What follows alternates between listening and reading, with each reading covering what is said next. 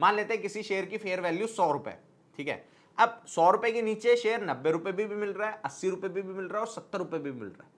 तो अगर मैं आपसे पूछूं इन तीनों भाव में से सबसे सस्ता कौन सा है, 70 रुपए, और इन तीनों भाव में सबसे महंगा कौन सा है, 90 रुपए।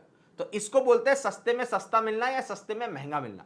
तो मैं वो स्टेटस कैसे चेक करूंगा, इसके लिए मैं कंपनी के दो रेशियोज को चेक करूंगा। पहला है PE ratio, price to earning ratio, और दूसरा है price to book value ratio. ये दोनों रेशियो जितने कम होंगे मतलब कंपनी का शेयर उतना ही चीप मिल रहा है, सस्ता मिल रहा है।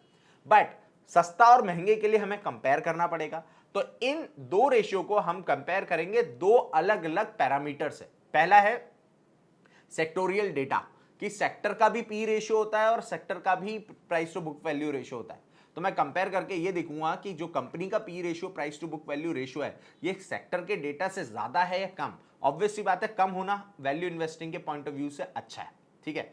फिर हम इनके पीयर ग्रुप में जो कंपनियां हैं, केएनआर कंस्ट्रक्शन के पीयर ग्रुप में जितनी भी कंपनियां हैं उनके भी पी रेशियो और price to book value ratio से कंपेयर करके देखेंगे, ठीक है। चलो अब यहां